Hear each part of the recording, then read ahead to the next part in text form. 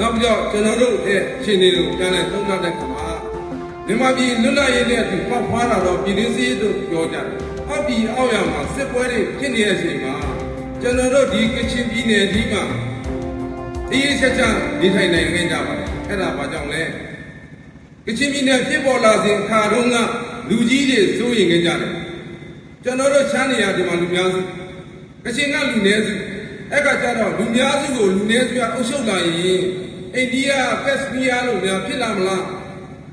နောက်ပြီးတော့ယောဘတက်ကကိုဆိုဘိုလိုများဖြစ်လာမလားဆိုပြီးမှလူကြီးတွေစိုးရိမ်ခဲ့ကြတာအဲ့ဒါလည်းလူကြီးတွေစိုးရိမ်တယ်ကျွန်တော်ပြောတာမဟုတ်ပါဘူးဘိုလာကျန်ရဲ့ကချင်ပြည်နယ်ဖြစ်ပေါ်လာမှုစာတမ်းမှာရေးထားတာပါလေ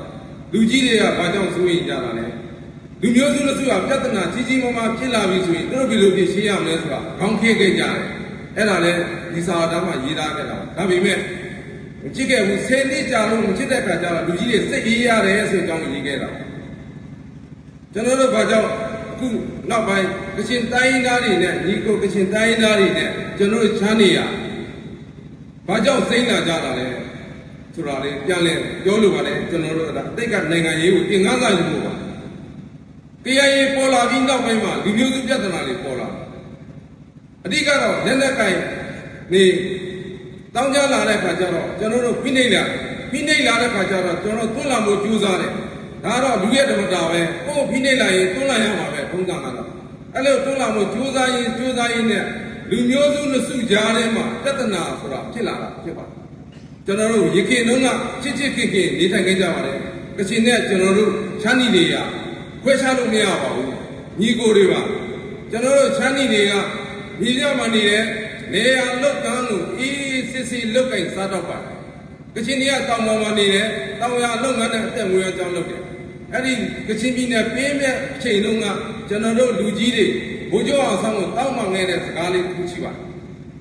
ကျွန်တော်တို့ဒေသကြီးကိုကချင်ပြည်နယ်ထဲမထည့်ပြပါနဲ့ဘာကြောင့်လဲဆိုတော့နံပါတ်1လုတ်ကင်စားတော့မှုမတူဘူးနံပါတ်2ဘာသာစကားမတူဘူးနံပါတ်3ကိုးကွယ်တဲ့ဘာသာမတူဘူး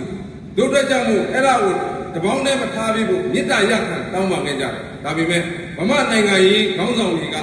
မြန်မာပြည်လွတ်လပ်ရေးရေးကြီးတယ်ဆိုပြီးမှကျွန်တော်တို့ကိုဖြောင်းပြပြီးမှကျွန်တော်တို့ဖြောင်းပြပြီးမှအခုပေါင်းစည်းလိုက်တဲ့ခိုင်းခဲ့ပါတယ်ပေါင်းစည်းပြီးလိုက်ပြင်မယ်လေကျွန်တော်တို့ချမ်းနီတွေရဲ့ဒလိဇေယအတိုင်းပဲ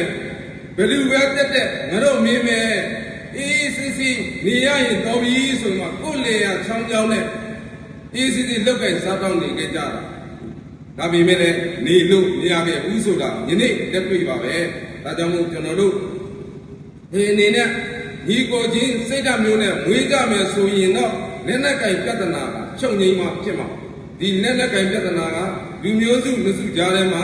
ဒါပြဿနာကြီးမားမားတတ်ချိုထားတဲ့ကိစ္စဖြစ်တယ်လို့ကျွန်တော်အနေနဲ့ဒီကပြောလိုပါတယ်အဓိကတော့ KIA ကလက်နဲ့စွန့်သွားရင်ကချင်ပြည်နယ်ကြီးငြိမ်းချမ်းပြီဆိုတဲ့အကြောင်းကိုကျွန်တော်အနေနဲ့ပြောလိုပါတယ်